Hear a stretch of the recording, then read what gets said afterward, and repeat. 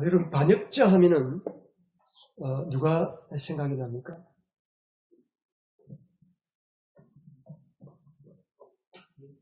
반역자 하면 누가 생각이 나요?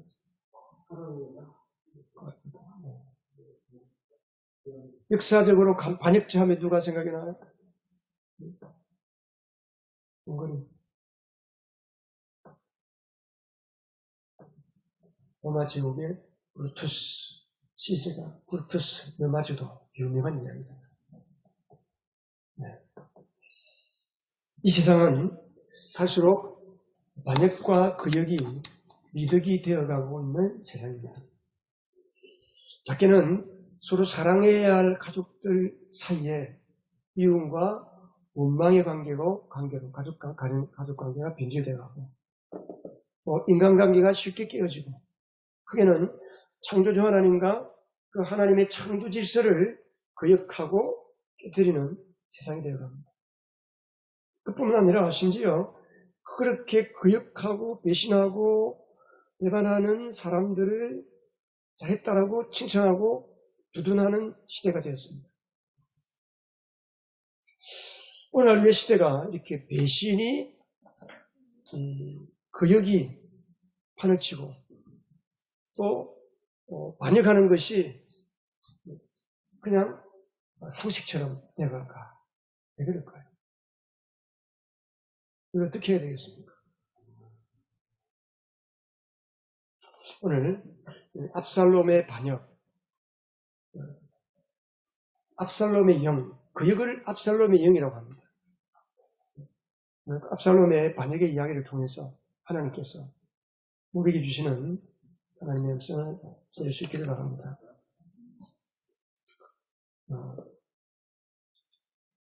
압살롬은 오랜 시간 동안 아버지 다윗 왕을 반역할 마음을 쌓아갔습니다. 쌓아갔다기보다도 그 마음에 반역의 마음이 쌓여졌다고 해야 되겠죠.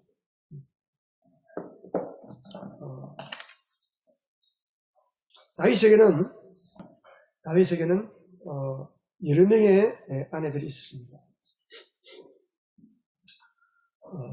그러다 보니까 그 어머니가 다른 왕자들이 많았습니다. 자연히 권력 암투가 일어나고 서로 시기하고 질투하는 관계가 생겼습니다. 암투. 하지만 그런 여러 왕자들 중에서 셋째 아들 압살롬이 단연 사람들에게 돋보이는 그런 왕자입니다.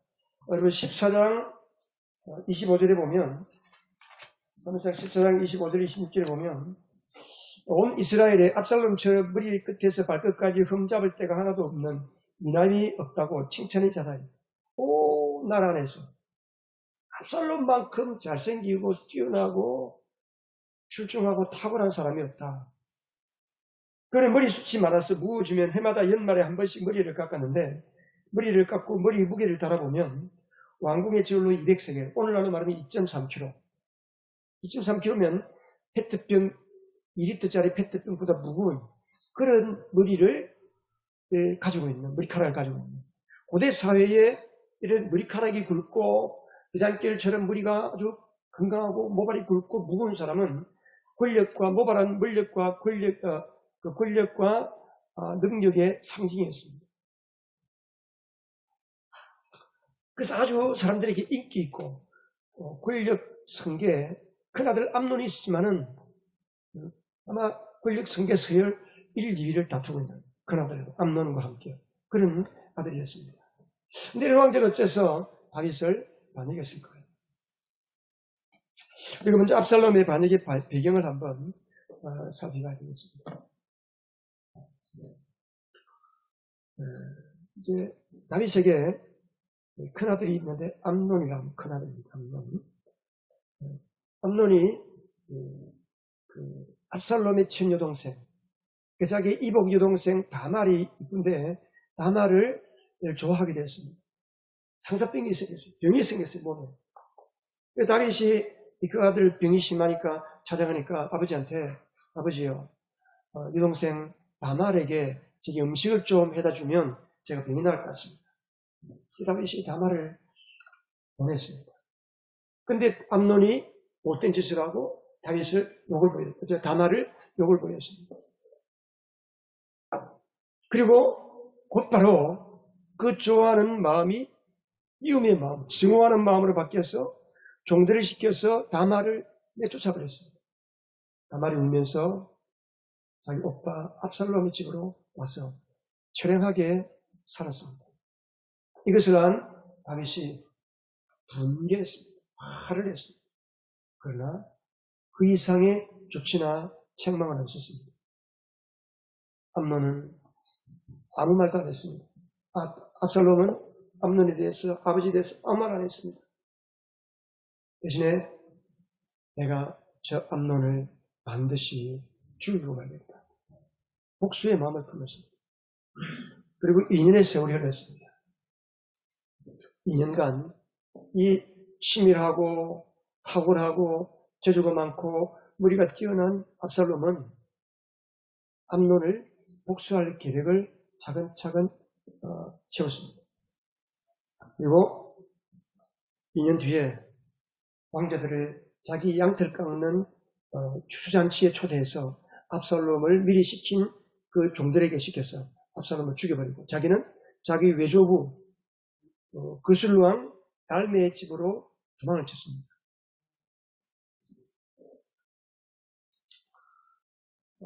3년 동안 그술에 있는 자기 외조부의 집에 도망을 하고 있는데 그 3년이 지나니까 이제 다윗의 마음에도 암논에 대한 충격도 점차 가시게 되고 압살롬이 또 보고 싶었어요. 이것을 안 눈치를 챈 요압 장군이 왕을 설득해서 압살롬을 데리고 오지만 다윗은 여전히 압살롬을 보고 싫다 그러고 집에다가 자기 집에 가택연금 상태로 가두어 버렸습니다. 이제 7년의 세월이 지났잖아요. 2년, 3년, 2년. 계속해서 암논에 대한 그 복수심, 분노, 이것은 살인으로 죽임으로써 풀었지만 그 암논에 대한 그 분노가 더해져서 자기 아버지에게 원망과 미움으로 차곡차곡 마음에 쌓이게 됩니다. 3년 뒤에 다윗이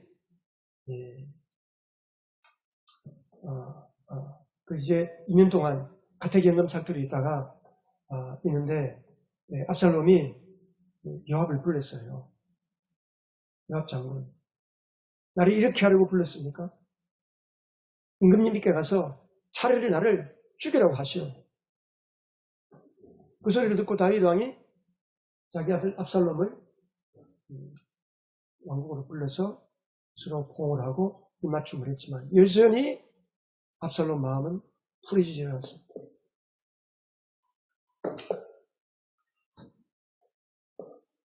그래서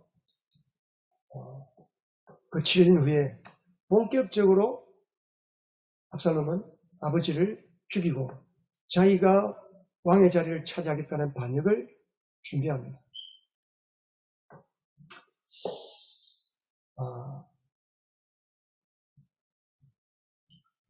그 4년 동안 이제 압살롬이 자기의 권력을 과시하고 힘을 과시하기 위해서 말과 수레와 50여 명이나 되는 호위무사들을 거느리고 매일 아침마다 그 재판하기 위해서 들어가는 문이 있는데 그 성문으로 가는 그 길에서 길목에 아침마다 서 있으면서 사람들이 재판하러 가는 사람들이 일일이 붙잡고 물어보는 거예요. 당신은 어디에서 왔습니까? 어느 지파, 어느 마을에 살고 있습니까?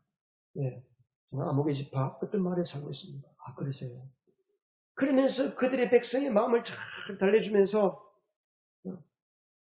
왕에게는 여러분들의 이런 억울한 사정을 풀어줄 수 있는 그런 재판관, 지혜로운 사람이 없습니다. 왕이 그런 사람을 세우지 않았습니다. 만일 나를 이 나라의 재판관으로 세운다면 나는 여러분들의 억울한 사정을 잘 풀어주고 이 땅을 아주 공평하게 정의롭게 잘 다스리겠습니다. 그러면서 백성들의 마음을 다 도둑질해버렸습니다. 그 4년 동안 치밀하게 정치적으로 접근을 해서 백성들의 모든 마음을 다윗에게서부터 자기로 빼앗아왔습니다. 도둑질했다, 훔쳤다라고 성경은 말합니다.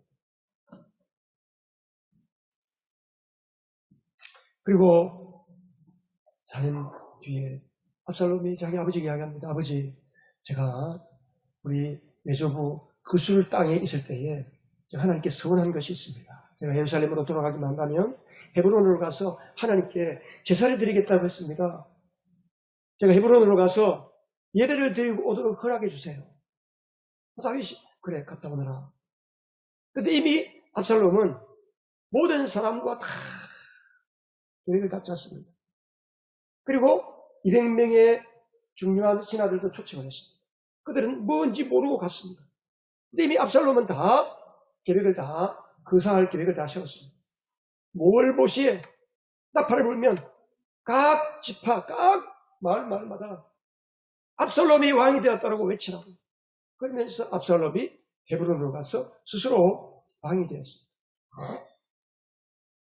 압살롬과 반역은 이렇게 온 나라가 다 압살롬에게 기울어지고 압살롬을 왕으로 인정하면서 성공하는 것처럼 보였습니다. 과연 여러분, 이 세상에 반역한, 성공한 반역이 여러분 얼마나 있습니까? 이 세상에 성공한 반역은 그리 많지 않습니다. 반역자들은 다 비참하게 말로가 비참해집니다.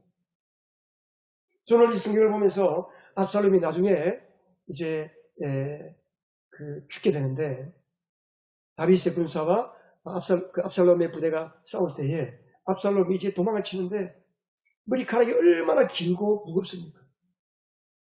도새를 타고 도망하는데 그 머리카락이 상수리 나무 위에 휘감겨서 감겨버렸어요.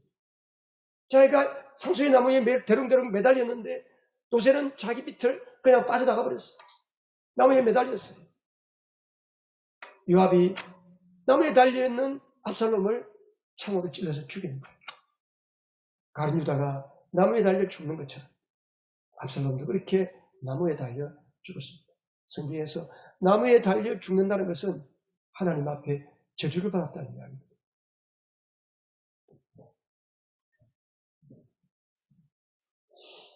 압살롬을 왜 이렇게 반역했을까요?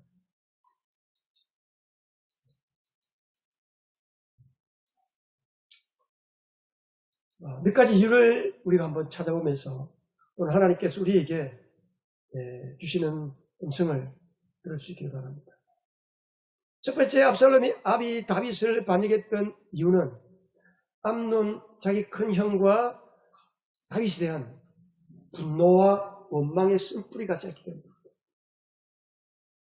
암논에 대한 분노의 쓴뿌리가 있습니다. 그가 자기 여동생 다말을 욕보인 그 이후에 아무 말도 하지 않았습니다. 자기 여동생에 대한 소문이 안 좋게 날까봐 입을 닫고 대신에 그런 마음속으로 다짐을 합니다. 내가 반드시 복수하고야 말입니다. 너 반드시 내 손에 죽을 것이다. 치밀하게 암논을 죽일 계획을 세웠습니다. 분노와 복수심이 속에서부터 이글이글, 아니 자기 속에서 복수심을 불태웠습니다. 쓴뿌리에서 스리쓴 독이 솟구치게 되는 겁니다.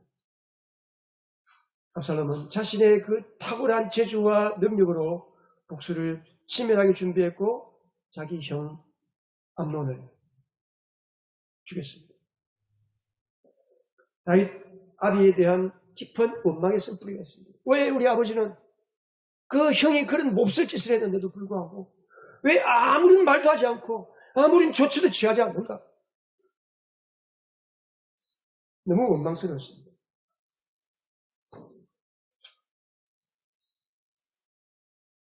왜 다윗이 암논이 그런 못된 짓을 했음에도 불구하고 아무 말을 하지 않았을까요? 왜 그런 못된 짓을 했는데 그냥 다윗이 아무 말 안 했을까요? 우리 재훈이가 학교에서 재훈이 친구가 아주 못된 짓을 했어요. 그 선생님이 걔를 책망도 하지 않고 아무 말도 하지 않으면 재훈이 마음이 어떻겠어요? 아니, 재훈이한테 못 살게 구는 친구가 있는데 매일 재훈이를 괴롭히고 힘들게 하는 친구한테 선생님이 아무 말도 안 하고 있으면 좀 마음에 속상하잖아. 속상한 마음이 있지. 마찬가지지. 무슨 말인지 알겠어요?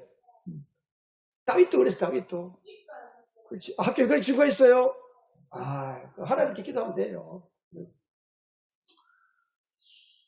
왜 다윗은 암논에게 아무 조치도 취하지 않았을까? 다윗을 한번 생각해 봅니다.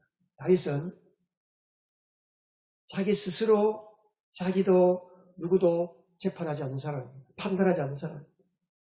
다윗에게는 오직 하나님만이 자기의 왕이었습니다. 그는 왕이신 하나님의 종에 불과했습니다. 모든 처리를 하나님께 맡깁니다. 심지어 사울 때에도 사울이 자기를 죽이려고 창을 들어서 던지려고 했을 때에 그 모든 것을 하나님께 맡겼습니다. 사울이 던진 창을 되받아서 사울을 찔러 죽일 수 있는 기회가 있었지만 하나님께 맡겼습니다. 하나님이 하실 거라고 하나님께 맡겼습니다. 그는 철저히 하나님이 하시도록 모든 것을 다 맡기는 사람. 그래서 암논에 대해서도 하나님이 하시도록 맡기지 않았을까? 저는 그런 생각합니다. 또 3년간 피신해 있다가 그 피신해 있던 자기 아들 압살롬을 불러놓고 왜 2년 동안 만나주지 않는 거예요? 얼마나 압살롬이 억울하고 분통이 터지는데도 불구하고 한마디 불러서 너 동생이 그렇게 억울한 일을 당하고 암논이 그런 못된 짓을 했는데 힘들었지. 얼마나 힘들었으면 암논을 죽였네. 근데 암논 죽인 것은 너 분명히 잘못한 거야. 가타부터 뭔가 말을 해야 되는데 말을 하지 않는 거야.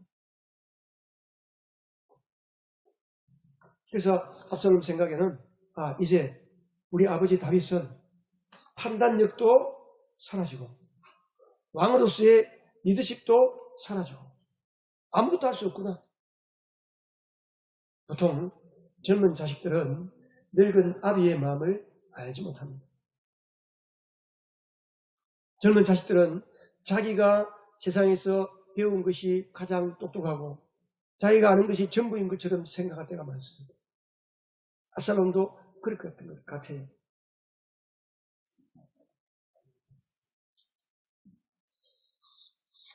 자, 여러분, 쓴뿌리라는 게 뭐예요? 쓴뿌리. 쓴뿌리라는 게 뿌리가 쓴 게 쓴뿌리예요. 뿌리는 어떤 역할을 해요? 나무에서?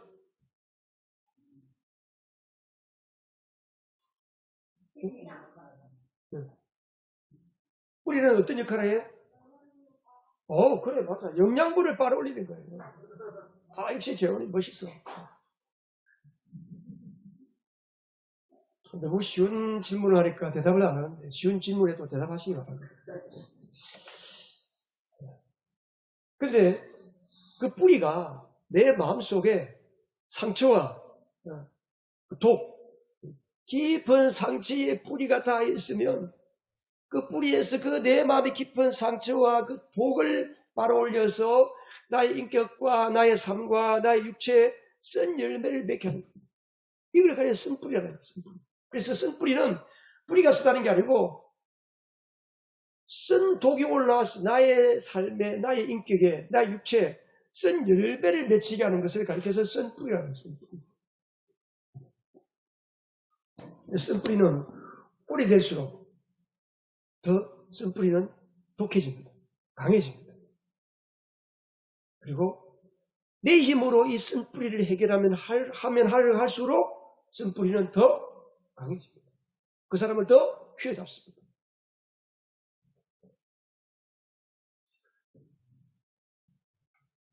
히브리서 12장 15절에 보면 같이 한번 읽어보겠습니다. 하나님의 은혜에서 떨어져 나가는 사람이 아무도 없도록 주의하십시오. 또 쓴뿌리가 돋아나서 괴롭게 하고 그것으로 많은 사람이 더러워지는 일이 없도록 주의하십시오. 자, 여기서 보면 어떻게 쓴뿌리가 생긴다고 이야기합니까? 하나님의 은혜에서 떨어져 나갈 때에 우리 안에 나도 모르게 쓴뿌리가 생긴다는 거예요. 예수 믿고 구원받은 사람은 하나님의 은혜를 의지하고 사는 사람입니다. 은혜를 떠나는 순간 내 삶 속에 쓴뿌리가 생긴다. 나도 몰라요, 그게 쓴뿌리가 생기겠지. 근데 그게 또 더 심각한 게 뭐냐면 쓴뿌리가 돋아나서 자신만 괴롭게 하는 게 아니고 어떻게 한다고요? 자기 주위에 많은 사람을 더럽히는 거예요. 여러분, 특별히 지도자에 대한 쓴뿌리, 부모에 대한 쓴뿌리가 생기면 그 자녀는 그 쓴뿌리를 자기만 갖고 있는 게 아니고 자기 가족들에게 자기도 모르는 사이에 쓴 열매를 나눠주는 거예요. 자기 가족을 더럽히는 거예요. 형제를 더럽히는 거예요. 부모에 대한 생각을 오해하게 만들고 부모에 대한 그 그림을 흐트려버리는 거예요. 목사에 대한 쓴뿌리가 생기면 목사에 대해서 상처받고 목사에 대해서 쓴뿌리가 생기기 시작하면 그 쓴뿌리들이 성도들에게 다 퍼지게 됩니다. 뒤에서 수근거리든지 아니면 자기도 모르는 사이에 자기의 말과 행동을 통해서 그 지도자에 대한 안 좋은 인식을 퍼뜨리는 거예요. 그래서 성경에서는 은혜에서 떨어져 나가면은 은혜에서 떨어져 나가는 사람이 아무도 없도록 주의하라.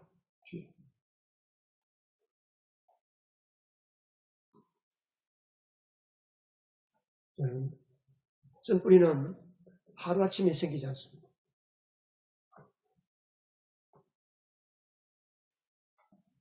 쓴뿌리는 아주 어릴 때부터 쌓여요. 특별히 제일 심한 쓴뿌리는 어릴 때부터 쌓여요. 어릴 때부터 가족들 관계 속에서. 여러분, 상처는 멀리 있는 내가 모르는 사람에게 상처받지 않습니다. 가장 가까운 사람. 쓴뿌리 우리 속에서 돋아나는 거예요. 가까운 부모 형제로부터. 그리고 자라면서 일방적으로 당하는 상처와 고통들. 이것이 제대로 치유되지 않으면 계속해서 그 쓴뿌리가 그 사람을 휘감는 겁니다. 가시던 풀이 나무를 자라지 못하게 하는 것처럼. 그래서 그 쓴뿌리는, 그 쓴 열매는 내 말과 행동을 통해서 심지어 나의 의도와는 전혀 상관이 없이 곁에 있는 사람에게 상처를 주기도 하고 원망의 마음을 심기도 하고 잘못된 인식을 흐트리게 하는 겁니다. 관계를 깨뜨리고 자기 자신의 삶을 고단하게 만들고 스스로 피곤하게 만들고. 그렇기 때문에 우리는 매 순간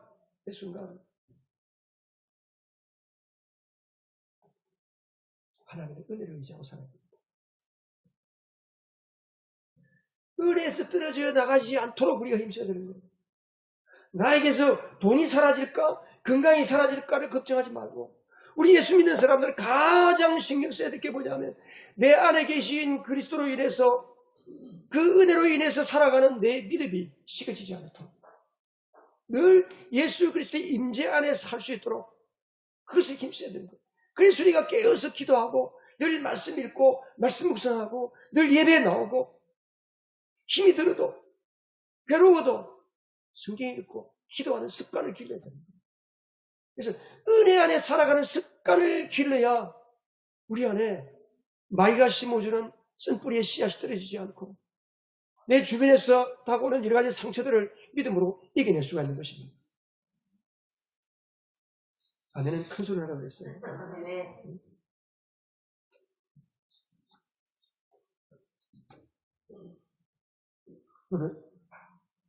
은혜가 무엇입니까?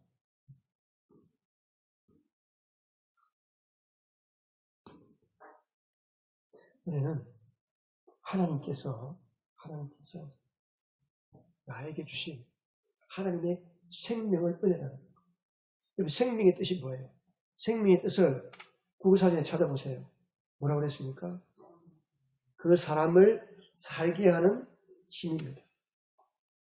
우리를 살게 하는 힘이 없습니다. 여러분이 나의 힘으로 심장을 뛰게 하고 나의 힘으로 숨을 쉬지 않습니다. 하나님의 은혜로 사는 거예요.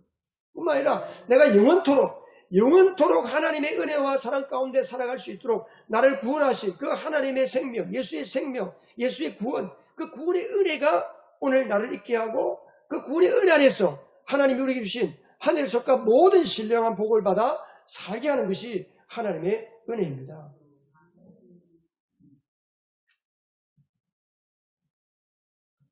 그래서 내가 내 힘으로 살려고 하는 순간 우리는 은혜에서 떨어지는 거예요. 은혜의 반대말은 내 힘으로 사는 거예요. 은혜는 하나님이 주신 힘을 의지하고 사는 것이고 은혜의 반대는 내 힘으로 사는 거예요. 내 힘으로 살면 나도 모르게 은혜에서 떨어져 나가서 나도 모르게 썩뿌리가 생겨요.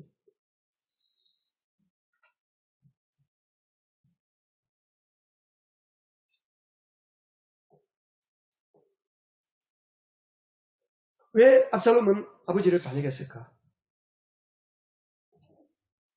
둘째 이유는 자기 자신의 탁월한 재주와 힘으로 문제를 해결하려고 했기 때문입니다.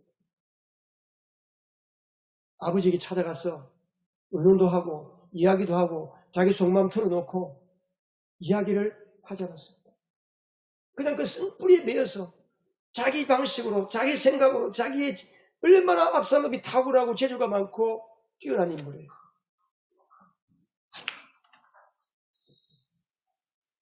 (7년) 세월이 지나면서 암논을 죽인 지 2년, 도망간 지 3년, 돌아와서 2년, 그 7년의 세월이 지나면서 이 압살롬 안에는 다윗에 대한 원망과 분노가 계속해서 깊어지는 거예요. 아버지 하는 거 볼 때마다 마음에 들지 않는 거예요. 미움이 깊어지는 거예요. 그러니까 자신의 그 뛰어난 정치력을 이용해서 왕자의 난을 계획하는 거예요. 성문으로 나가서 그 재판받으러 가서 모든 사람들을 다 만나서 그들의 마음을 사잖아요. 입을 맞춰주고 친절하게 대해주고 안아주고.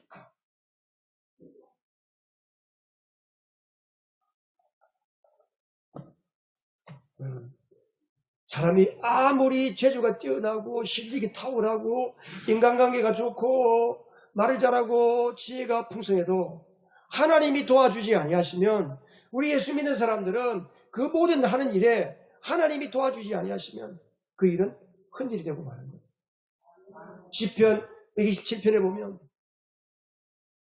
하나님이 그 성을 지키지 아니하시면 파수꾼의 깨어 있음이 헛하고 하나님이 그 집을 세우지 아니하시면 건축자의 수고가 헛되다고 성경은 말씀하고 있습니다.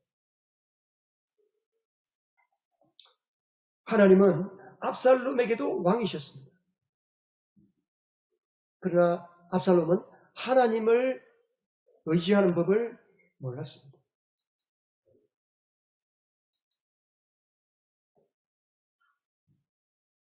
평소 하나님을 찾는 습관이 길들여져 있지 않았기 때문입니다. 여러분, 항상 은혜 안에서 살아가는 습관을 길들이시는 여러분 되기를 바랍니다. 말씀과 기도와 성도들과 교제하고 그 은혜 안에 살고 주님을 의지하고 매 순간 작은 거 하나하나까지도 하나님을 의지하는 그 주님을 기억하는 그러한 삶을 살아갈 수 있기를 바랍니다. 믿음이란 게 뭡니까? 믿음은 내 힘으로 살던 삶을 포기하는 거예요. 여러분, 은혜의 반대는 내 힘으로 사는 거라고 그랬잖아요. 믿음도 마찬가지. 믿음은 내 힘으로 살던 삶을 포기하고 우리 한번 읽어볼까요?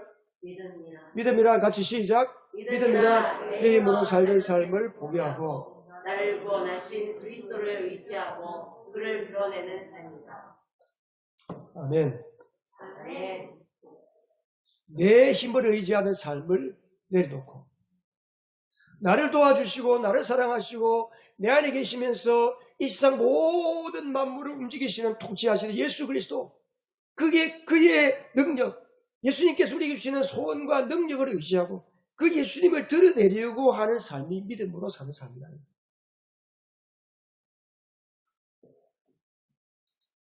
그래서 요한복음 5장 19절에서 예수님도 그렇게 사셨어요. 내가 진정으로 너희에게 말한다.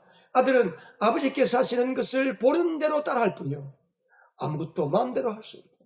예수님 마음대로 할 수 있는 것은 아무것도 없다고 그랬습니다. 하나님 아버지, 나를 보내신 아버지께서 원하시는 것을 보는 대로, 그래서 그것을 보고 알기 위해서 예수님은 매일 기도하십니다. 아버지와 교제하는 것. 나는 아무것도 내 마음대로 할 수 없다. 여러분, 이 고백이 우리의 고백이 되시기를 주님의 이름으로 축복합니다.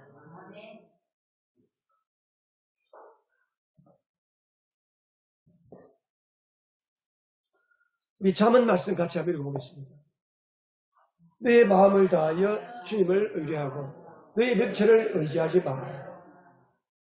네가 하는 모든 일에서 주님을 인정하여라. 그러면 주님께서 네가 가는 길을 곱게 하실 것이다. 잠언 3장 5절이죠. 다 외우세요. 너의 마음을 다하여 주님을 의뢰하고 너의 명철을 의지하라. 너의 명철이 뭡니까? 내 힘과 내 재주라는 거예요. 그래서 예수 믿기 힘든 사람이 있는데 그게 누구냐 하면 재주가 너무 많아. 잘하는 게 너무 많은 사람들. 자기 힘으로 살아가기에 충분한 사람들. 그러니까 돈 많은 부자는 구원받기가 낙타가 바늘귀로 들어가는 것보다 어렵다고 주님이 말씀하신 거예요. 왜? 자기가 가진 그 엄청난 돈으로 마음껏 다 할 수 있으니까.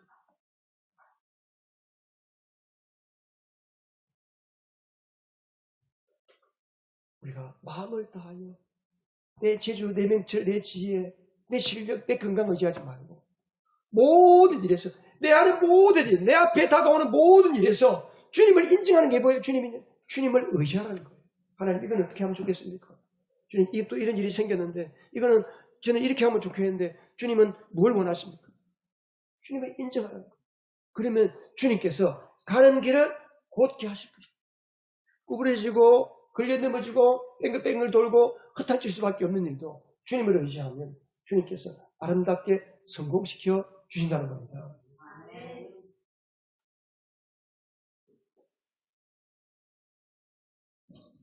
내 능력과 내 재주를 의지하는 순간 내 안에 나도 모르게 내 속에 있는 독이 올라오는 겁니다. 쓴뿌리의 열매를 맺게 되는 겁니다.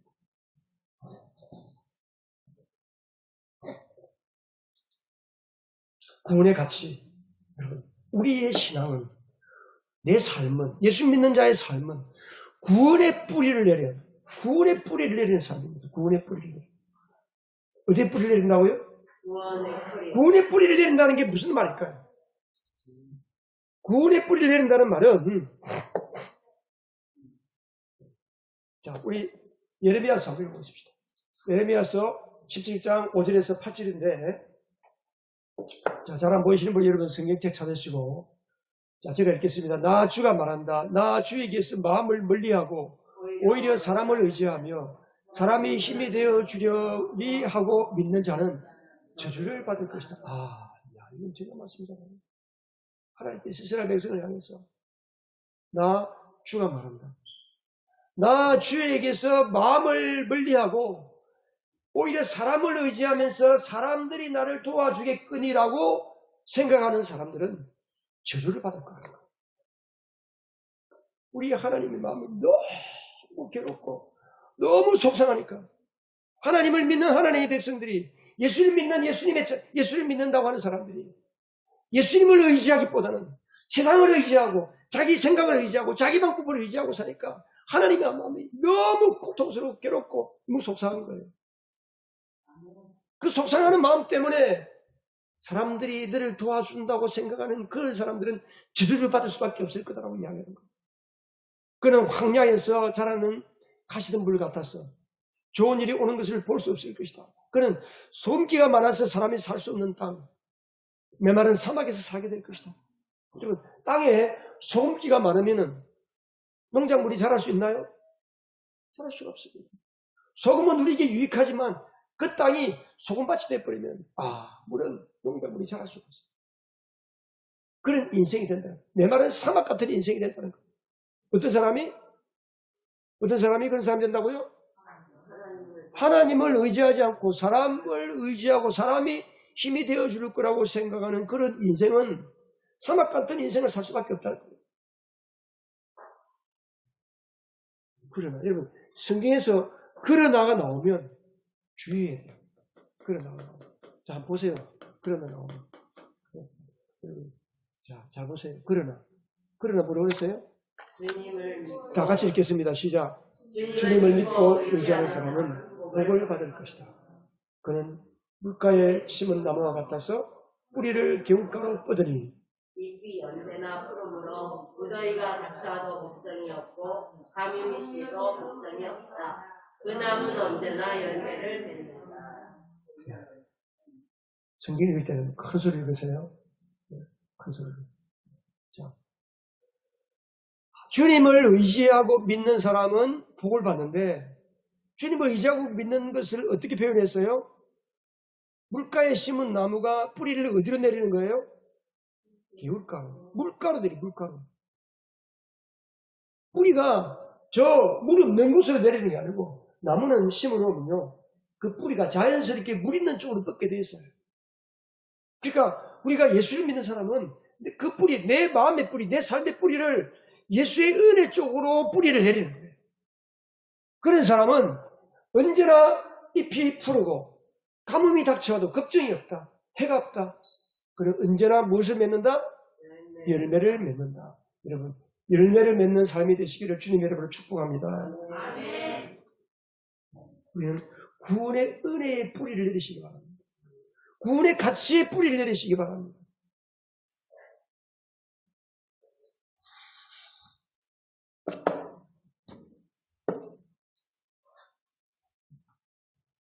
구원의 뿌리를 내린다는 것은 구원의 은혜에 의해서 내가 움직여지는 걸 말하는 거예요. 뭐 한 거라고요? 내 삶이, 내 행동이, 내 생각이 구원의 은혜에 의해서 생각하고 하나님 주신 그 구원의 은혜에 의해서 내가 살아가고 예수님이 주시는 은혜에 의해서 내가 움직여지는 삶을 가리켜서 구원의 뿌리를 내린다. 그런 뜻입니다. 여러분이 배운 공부와 지혜와 세상의 그런 철학과 세상의 경험의 뿌리를 내려서 사는 것이 아니고 우리는 내가 받은 그 구원, 여러분 하나님이 우리에게 주신 구원이 얼마나 놀라운지를 우리가 모르고 신앙생활하고 있는 거예요. 모르고. 그냥 예수 믿고 죽어서 천국 가는 정도로 알고 있으니까 예수 믿는 것을 아주 우습게 알고 하나님을 우습게 알고 예수님을 우습게 하는 거예요. 하나님이 우리에게 주신 구원은 하나님께서 너무너무 귀하다. 자기 자신을 목숨을 주고 바꾸신 이 세상에 그 어떤 귀하고 소중한 것이 있다고 내 자식과 맞바꿀 수 있는 사람이 누가 있겠습니까? 하나님은 우리에게 구원을 하나님의 아들 독생자 예수 그리스도와 맞바꾸어서 줄 정도로 우리에게 허락하신 구원의 가치는 이루 말할 수가 없는 것입니다. 아멘입니까? 아멘. 내가 받은 구원은 이루 정량할 수가 없는 엄청난 가치가 있는 겁니다. 그래서 예수님께서 비유로 설명했잖아요. 어떤 진주를 구하는 장사가 그 밭에 보화가 있는 것을 발견했어요. 보석이 있는 것을 발견했어요. 이야, 내가 마침 구하는 그 보석이구나. 그래서 자기 집에 가서 몸 팔고 땅 팔고 모든 재산, 전 재산 다 팔아서 그 밭을 사는 것과 같다. 천국은 그런 거예요. 천국. 우리 재월이가 예배 나와서 예수님을 알고 하나님을 믿고 예수님을 찬양하고 예수를 믿는 것은 이 세상에 그 누구하고도 비교할 수 없는 가장 귀하고 제일 좋은 것, 제일 비싼 것. 이 세상에 가장 비싼 게 뭘까? 내 목숨과도 바꿀 수 없는 것이 하나님이 나에게 주신 구원이라는 말이에요. 하나님이 여러분에게 허락하신 예수 그리스도인 줄 믿으시기 바랍니다.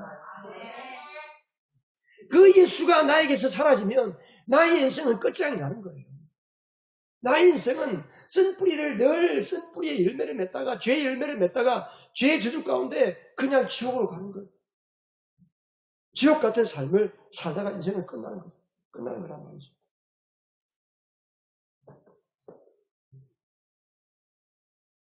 우리가 자꾸 예수 믿는 것을 구원의 가치를 오해하고 있어요, 사람들. 이 구원의 가치를 모르니까, 구원의 가치가 예수 믿으면 그냥 이 땅에서 복 받고 잘 살다가 천국 간다. 그 정도로 알고 있는 거예요.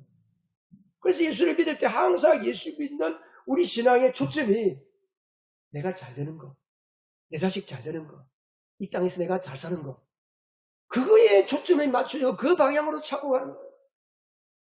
주님은 그 방향으로 가지 말라 그러는데 우리 자꾸 예수 믿는 목적이 그건 줄 알고 그 방향으로 가다 보니까 내가 복도 안 되고 어려움이 찾아오고 힘든 일이 찾아오면 내 믿음이 없는가, 하나님이 나를 떠났는가, 하나님이 의심스럽기도 하고 시험에 들기도 하고 그게 아닙니다. 성경에 보면 구원의 가치를 정확하게 깨달은 사람이 한 사람이 있어요. 구원의 가치를 아는 것이 구원을 누리고 사는 길이다. 그러십시오. 구원의 가치를 아는 것이 구원을 누리고 사는 길이다. 다시 한번 큰 소리로 시작. 구원의 가치를 아는 것이 구원을 누리고 사는 삶이다. 네. 구원의 예수. 예수님의 가치를 내가 알고 그 가치를 깨닫는 것이 여러분의 인생의 가치입니다. 하나님은 우리를 죄에서 건져주실 때 예수의 보혈로 우리를 건져주셨잖아요. 나에게 예수님이 계시잖아요. 그러니까 나를 예수님을 값주고 산 사람이에요. 여러분, 예수 믿고 구원받은 사람은 예수님을 가격으로 매긴다면 예수님을 값주고 산 사람이에요. 그러니까 예수 믿는 사람의 가치는 어떤 가치가 있어요? 가격이 누구 가격이에요? 예수님만한 가격이 있는 거예요. 예수님만한 가치가 있는 거예요. 그게 구원의 가치예요. 그러니까 구원을 잃어버립니다. 구원은 그러니까 재물을 잃어버리거나 건강을 잃어버려도 구원은 잃지 않습니다. 구원을 잃어버리는 거예요. 내가 무너지는 거예요. 내가 나를 잃어버리는 거예요. 여기 삭개오라는 인물이 있습니다. 누가복음 19장에 가보면 예수님께서 길을 지나가다가 삭개오를 만나잖아요. 삭개오 이야기가 나오거든요. 삭개오 누가복음 19장 보세요. 삭개오는 세관장이었습니다. 세관장.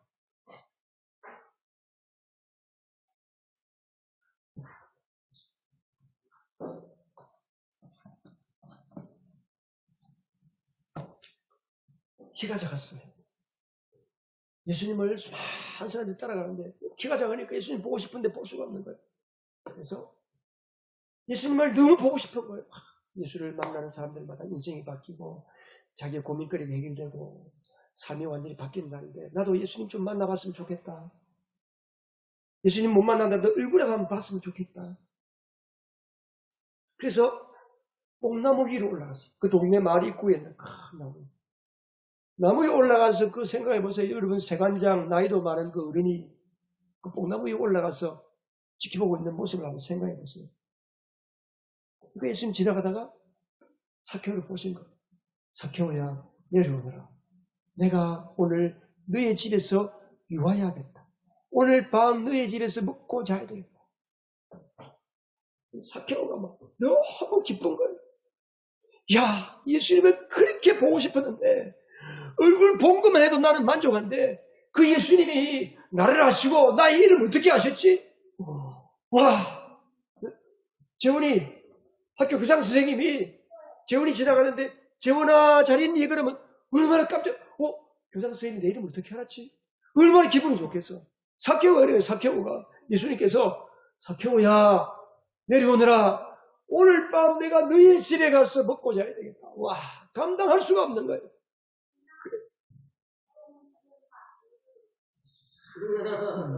그 교장 선생님 참 좋은 선생님이에요.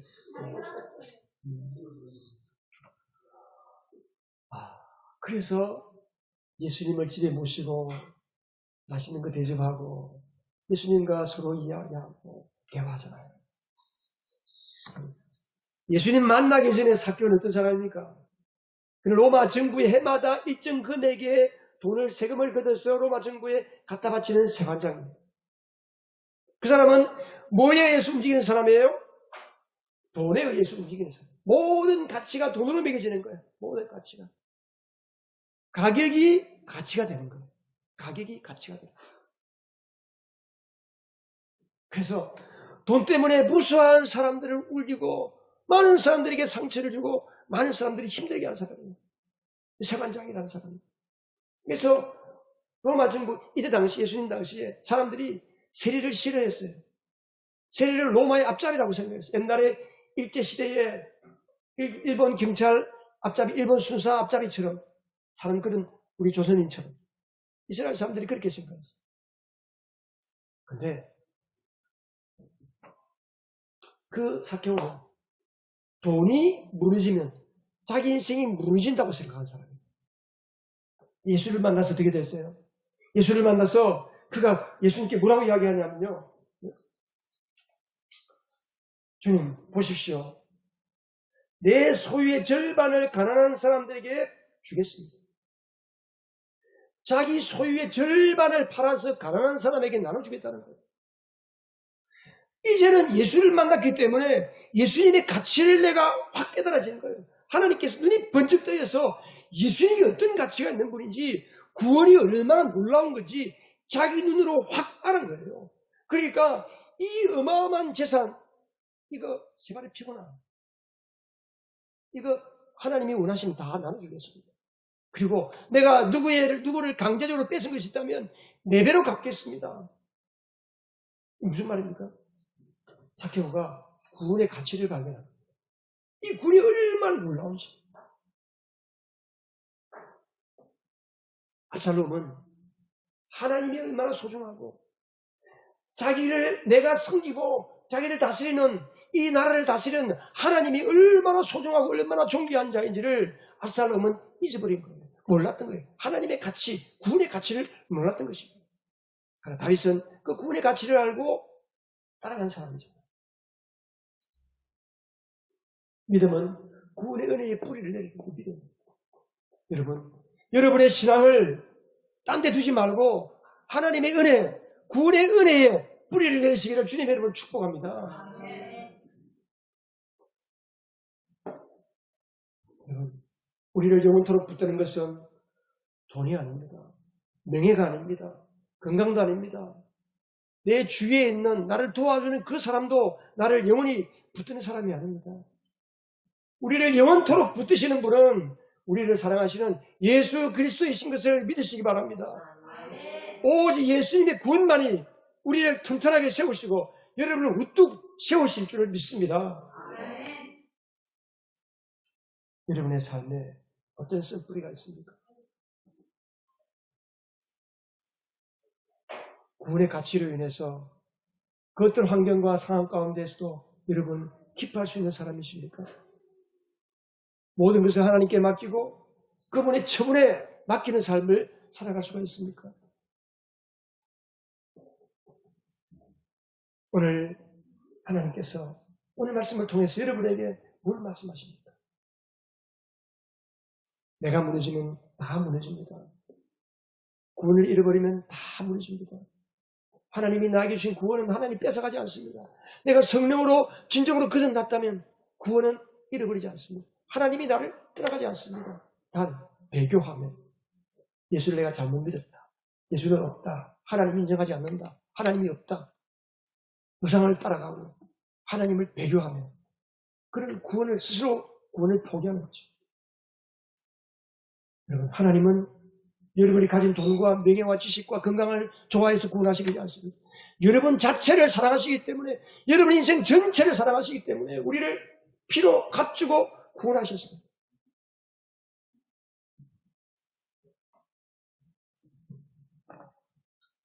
하나님이 나를 구원하신 그 구원의 가치를 모르고 조금 어렵고 힘들다고 하나님을 향해서 원망과 뻘통한 마음으로 있다면 하나님 얼마나 아파하겠습니까? 마음이 괴로워하겠습니까? 얼마나 답답해 하시겠습니까? 여러분 속에는 압살롬의 영이 없습니까? 여러분 속에 쌓여있는 쓴 뿌리로 인해서 여러분은 고통당하고 있지 않습니까? 압살롬의 영, 그 쓴 뿌리를 예수의 보혈로 다 녹이지고 성령의 불로 다 불살라지고 하나님 앞에 이제 나는 쓴 뿌리의 뿌리를 내리지 않고 예수 그리스도의 소망의 뿌리를 내리고 나를 잘되게 하고 나를 건강하게 하고 나를 영원토록 복주시는 그 하나님께 뿌리를 내리고 사시는 여러분들이 되시기를 주님 이름으로 축복합니다.